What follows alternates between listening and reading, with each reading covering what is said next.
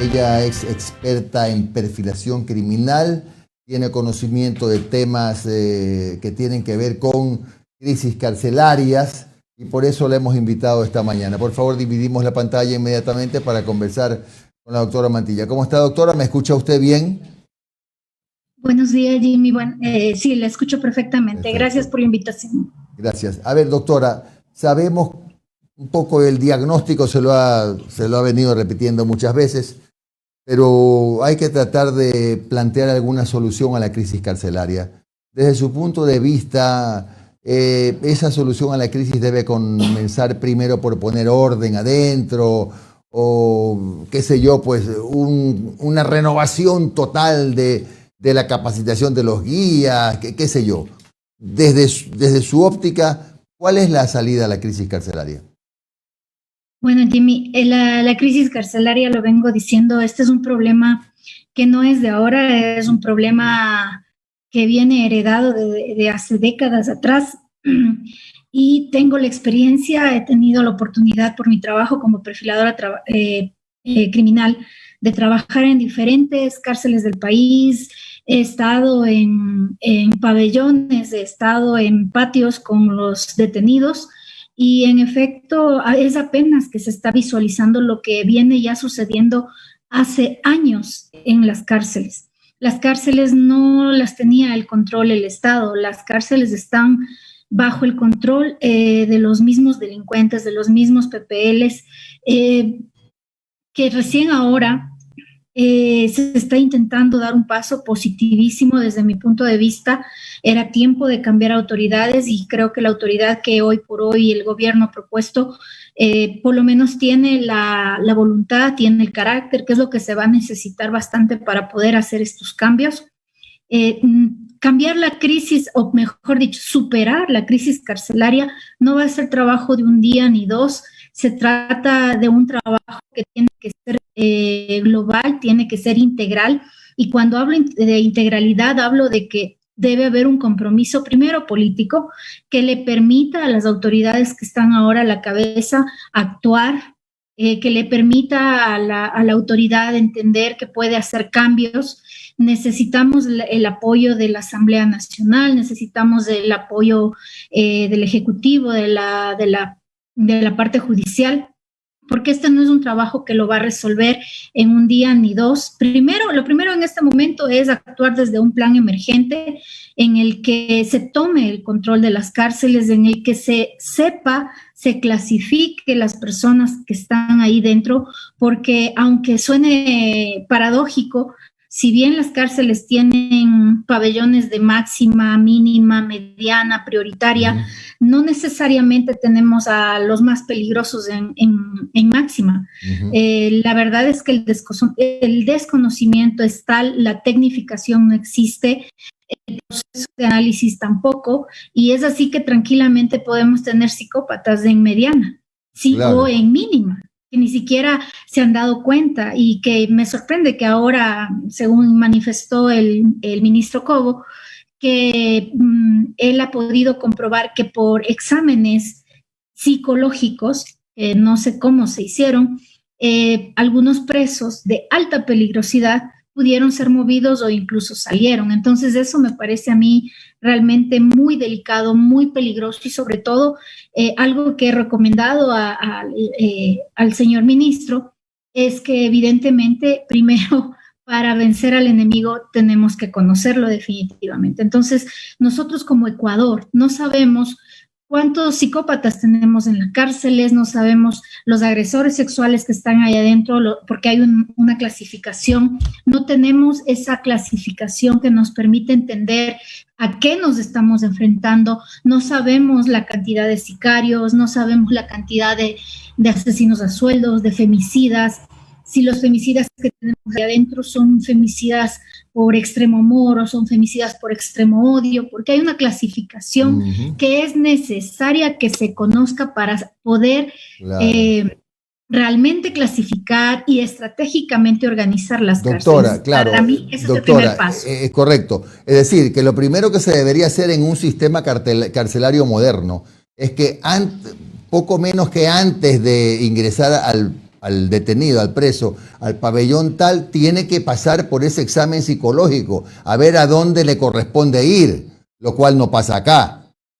No, correcto. De hecho, usted ha dado la primera, esa es la solución más inteligente que debería existir en la cárcel, que se llama el COC, que significa el conjunto de operaciones criminológicas de prevención.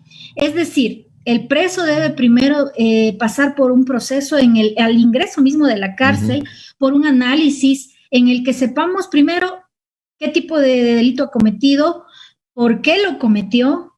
Tiene que trabajarse y conocerse el entorno. La única manera, Jimmy, de contrarrestar a una persona es sabiendo todo, fortalezas, debilidades, es decir, tenemos que un poquito más o menos tener un FODA de cada detenido para saber a qué nos estamos enfrentando. Jimmy, yo le hago una pregunta. Usted debe haber visitado en algún momento un zoológico, ¿verdad? Claro, por supuesto. No me Ya. gustan porque yo soy animalista, pero sí he ido. Sí, coincidimos, pero creo que todas las sociedades tienen los zoológicos. Los zoológicos son confinamientos obligatorios para los animales. Y perdón que haga esta analogía tan grosera, pero no hay que en este momento no estamos para tibiezas. Los zoológicos son cárceles estratégicamente pensadas, en donde los animales están organizados por su raza, por lo que comen, incluso hay que hacer ciertos lugares que son para animales nocturnos, para los animales que viven en sectores muy secos, para animales peligrosos, salvajes. Usted nunca va a ver, o no sé, pero yo al menos nunca he visto un león comer en la misma jaula de un ciervo. Entonces, por supuesto ¿por que no? qué si no tenemos, este cuidado, esta estrategia de cuidar a animales y estratégicamente lo hemos pensado? Creo que estamos fallando en el momento en el que integramos al proceso de confinamiento a una persona que ha cometido un error. Yo no estoy justificando, yo como perfiladora criminal no busco la justificación del hecho, como criminóloga no estoy buscando el que se justifique un acto que evidentemente se ha convertido en un delito. Lo que estoy buscando es entender el por qué y saber si esta persona tiene la posibilidad de rehabilitarse, porque ese es otro problema, Jimmy. Doctora, perdón, doctora, antes de pasar a la rehabilitación que usted y yo y todos sabemos que no hay, ¿no le parece que de todas maneras, aunque a muchos les suene un poco a violencia, pero que lo primero que hay que hacer es, en el uso estricto y correcto de la palabra, desarmar a los presos? Lo que se ha empezado a hacer, que a mí no me ha parecido mal, fíjese usted. Vea usted, por primera vez entraron 1000 policías a la cárcel, creo que fue de la Tacunga, y salieron con un arsenal. Es lo primero que deben hacer para poder hacerles ese análisis psicológico a cada uno de los que ya están adentro, es desarmarlos. Porque ese es uno de los, no solo desarmarlos de armas y desarmarlos de equipos de comunicación y de todas las cosas que tienen, que no están afuera. Mire, Jimmy, yo siempre me he sorprendido y lo que usted dice es correcto.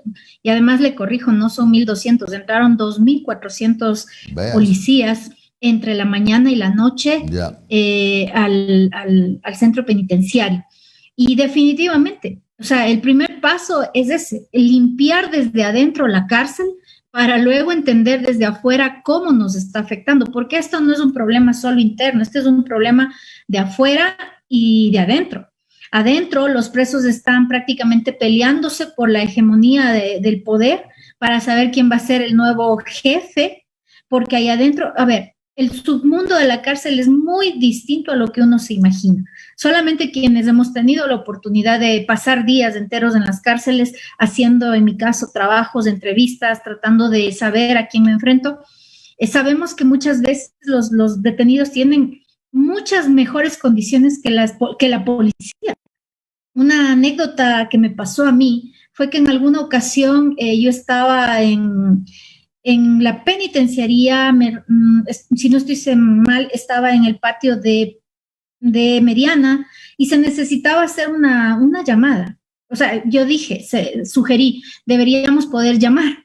Y el preso, la persona privada de libertad me dijo, si quiere yo le facilito, en este momento le llamamos. Yo me quedé fría porque dije, a ver, a mí me pusieron un lío allá afuera para poder ingresar mi teléfono, de hecho se quedó fuera, que sin joyas, que sin nada, y adentro me estaban ofreciendo una llamada y tenían internet, entonces yo decía, wow, ¿cómo?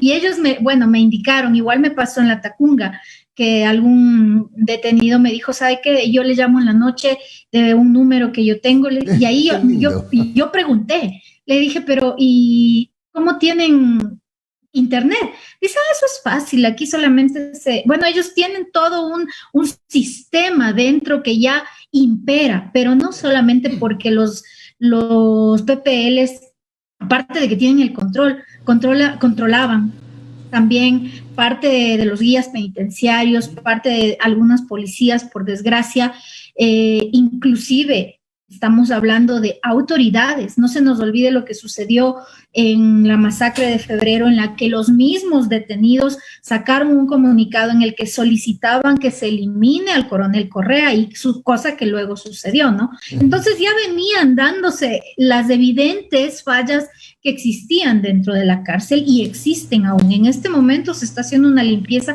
y se tiene que limpiar desde adentro definitivamente, doctora, para luego evitar que afuera nos siga contaminando. Doctora, ¿cómo está? Omar Jaén le saluda. Gracias por su tiempo, doctora. Gracias, le consulto. Mire, es que aquí yo creo que la raíz del problema va por este camino. En nuestra sociedad consideramos que la cárcel es para aislar al que ha cometido el delito, más no rehabilitarlo. O sea, nosotros queremos extirpar a la persona que ha cometido el delito. O sea, no la queremos ver, la queremos encerrar. No nos interesa rehabilitarlo, ¿ya? Entonces, yo creo que por ahí va un primer problema. Un segundo problema es que hay algo, como dicen, ¿no? El populismo judicial, jurídico, ¿no? Que se habla de poner cadena perpetua, que no hay que darles de comer, que no hay que darle 3 comidas, que hay que darle 1 o hay que darle 2, o sino que vayan... Ahora, yo le pregunto, por ejemplo, hay la propuesta de algunos sectores que salgan a trabajar los reos, que los hagan trabajar trabajos forzados, como por ejemplo en su momento había en Estados Unidos. ¿Esa es una salida? Ok, vámonos en orden. En efecto, no existe rehabilitación y nunca ha existido. Hace unos meses después de la primera masacre en febrero, la Defensoría Pública me solicita a mí que escriba un artículo sobre esto y yo menciono y titulo mi artículo a rehabilitar el sistema de rehabilitación social. Ya ahí explico algunas situaciones de que en efecto rehabilitación como tal no existe un esquema de seguimiento. Y por tanto, lo que no estamos entendiendo, y esa es la gravedad del asunto, es que una vez que el privado de libertad ha cumplido su condena, va a regresar a la calle. Pero al no haber pasado por un esquema de rehabilitación, por no entender o por tener procesos de reinserción, definitivamente va a volver a delinquir, con la diferencia de que la primera vez porque cometí este error, la segunda vez ya no lo voy a hacer y me voy a mejorar. ¿Qué quiero decir con esto? Que su modus operandi va a superarse y va a desarrollarse, por un lado. Por otro lado, tenemos el grave problema, Omar, de que en las cárceles un 10% de la población no es rehabilitable. No lo es. O sea, no tiene salvación. No. Por cuestiones de psicopatía, por cuestiones genéticas, por cuestiones ya propiamente incluso de problemas mentales que van más allá de lo que como población podemos o necesitamos comprender. ¿Y qué se hace con esas personas, doctora? Con los que no tienen, ¿qué se hace con esas personas que no se pueden rehabilitar? Yo propongo que el sistema como tal debe tener un adecuado sistema de seguimiento. Es decir, necesitamos personal que haga un seguimiento de estas personas. Por ejemplo, Omar, le pongo un detalle y un ejemplo clarísimo para que ustedes me entiendan. Un pederasta no se va a rehabilitar, nunca se va a rehabilitar. Por tanto, el pederasta va a salir a la calle y va a volver a atacar. La diferencia será que si la primera vez atacó a un niño o una niña y cayó, la segunda probablemente ataque y mate y se deshaga del cuerpo de esa criatura. Entonces, miren la gravedad a lo que nos estamos enfrentando. por otro lado, ahora hay personas que hablan de cadena perpetua, de la pena de muerte, que primero nuestra Constitución es muy clara, ¿no? Y nos dice que la vida se respetará desde la concepción, por tanto, es la Carta Magna la que determina que no, como sociedad, no podríamos contar con la pena de muerte. Segundo, la verdad, les hago la siguiente pregunta, reflexionemos sobre esto. ¿De verdad endurecer las penas nos va a ayudar a tener a todas las personas privadas de libertad, a las que son dentro de las cárceles, y evitar que quienes están fuera se digan, como tengo cadena perpetua, mejor ya no hago esto? No. Si esto fuera así, sociedades que tienen cadena perpetua, pena de muerte, Estados Unidos, no tendría los crímenes atroces que tiene. Y si ustedes ven, los crímenes, lejos de crecer, van increciendo. Por tanto, no estamos hablando de una situación que a más fuerte la pena, menos sea el delito. Lo único que vemos es que, por ejemplo, los asesinos seriales, solo en Estados Unidos al momento hay un 35% de asesinos seriales sueltos en los Estados Unidos, y que la misma policía, en donde estamos con el FBI, en donde contamos con unidades especializadas, no han podido atraparlos. Entonces, a más pena, no es que se te va a evitar el delito. Doctora. Ahora, sí. Siga, continúa, doctora, es que cuando no el tiempo le va a hacer una pregunta más, dígame. Sí, lo que sí podríamos hablar es quizás de extender el tiempo de los años de condena que se les puede dar. Por ejemplo, ese es un caso que se ha visto en Colombia, que hoy por hoy las penas pueden llegar a 60 años, a 55 años, que esta es una situación que, por ejemplo, en casos ya de psicópatas, en casos de asesinos seriales, en casos de pederastas, va a garantizar que este sujeto salga ya cuando realmente ya no pueda volver a atacar. Doctora, y lo que es, sí. Doctora, para ir cerrando, disculpa porque todavía no tiene unas preguntas. Ahora, ¿qué pasa con nuestra sociedad, indistintamente sea dentro o fuera de las cárceles? Somos una sociedad violenta y tenemos tenemos unas manifestaciones, tenemos unas visualizaciones violentas. O sea, por ejemplo, usted estuvo en México, ¿verdad? Usted estudió en México, ¿verdad? Allá hay ciudades en donde el chico de 12, 13 años no sueña ser profesional, no sueña ser deportista, sueña ser del cartel, sueña que le hagan una corrida a él, que le hagan una canción para que quede perennizado el tema. Un corrido. Ya, o los famosos corridos de narcos en México. Eso ya lo estamos viendo acá en Ecuador también. Omar, justamente yo tuve la oportunidad de hacer de iniciar mis estudios en Ciudad Juárez, México, la ciudad que en el año 2007 fue calificada y catalogada como la ciudad más peligrosa de México. Lo que usted acaba de decir se resume en una sola palabra, se llama narcocultura. La narcocultura en la que el niño de 12 años no sueña con ser policía, no sueña con ser bombero, sueña con ser un narco. La niña que a los 15 años no quiere tener un novio policía, no quiere tener un novio militar, sino que lo que sueña es que en algún momento algún narcotraficante, alguien del cártel la mire y esto le cambie la vida. La narcocultura allá es algo muy normal. Yo recuerdo que algo que me llamaba la atención es que amanecía con corridos y anochecía con corridos.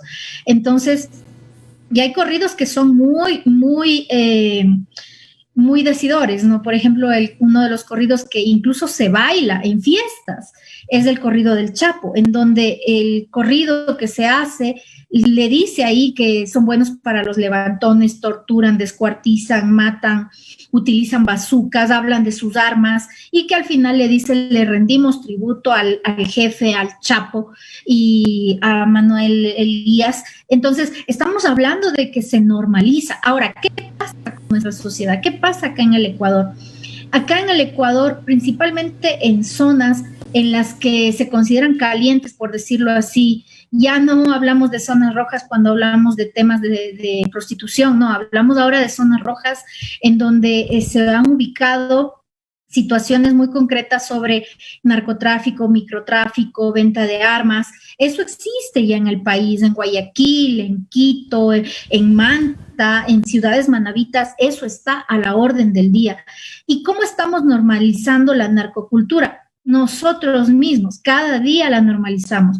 Cuando, por ejemplo, si usted ve algo que complica la situación, manda un meme de Pablo Escobar diciendo y te voy a meter 500 balazos y nos reímos, pero realmente eso es normalizar esto que se llama la narcocultura.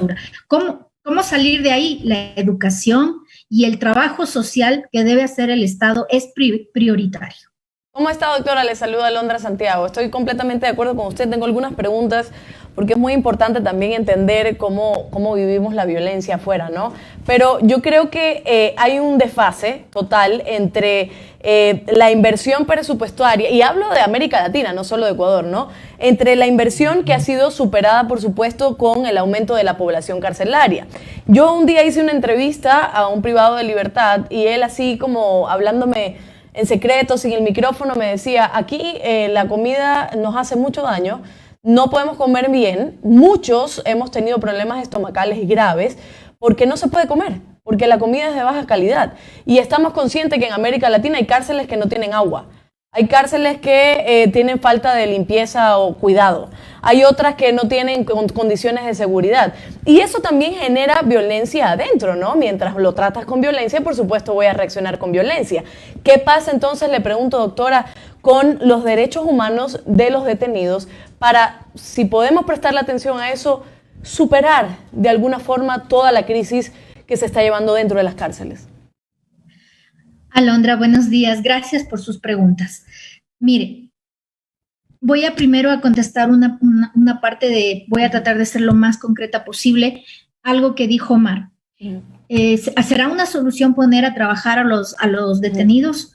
Desde mi punto de vista, es mi opinión personal, considero que bajo un programa controlado es una buena solución. Obviamente no se les puede poner a todos, porque tenemos presos que apenas tengan, por decirle algo, un rastrillo en sus manos, lo va a usar como un arma. Entonces, lejos de hacer una solución, le estamos dando un arma. Entonces, por esto es necesario estratégicamente hacer perfiles y saber qué tenemos dentro de las cárceles. Con respecto a lo que usted menciona, se ha discutido mucho y quizás una de las cosas que más se pelean, incluso en redes sociales, la misma sociedad, es por qué discutir los derechos humanos de los privados de libertad. Ahora, los derechos humanos son algo afín a todos. Usted tiene derechos, yo tengo derechos, las personas privadas de libertad, por supuesto que tienen derechos, y es de ahí que una de las cosas que se necesita entender para que ellos mejoren y que exista rehabilitación es que mínimamente, y ojo con lo que estoy diciendo, mínimamente se puedan respetar esos derechos. El derecho a acceder a una buena comida, el derecho a que sean tratados como seres humanos, más allá de los delitos graves que pudieron haber cometido, no pierde su calidad de humano. Claro. Aunque por ahí me van a decir, no, si estos son unos violadores de niños, son unos animales, pero no nos olvidemos que ese tipo de personas están solamente respondiendo a sus instintos más primarios.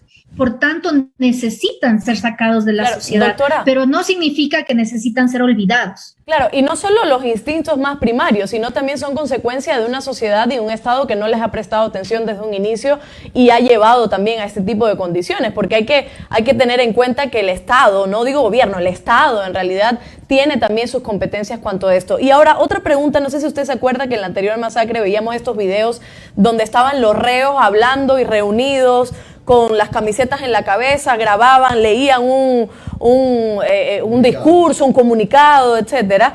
Y esto también es un problema que puede volverse un poquito más grave, ¿no? El autogobierno de los presos debido a la sobrepoblación, a la falta de seguridad y a la corrupción, ¿no? Esto podría derivar a un problema bastante grave. Alondra, usted ha tocado un punto fenomenal.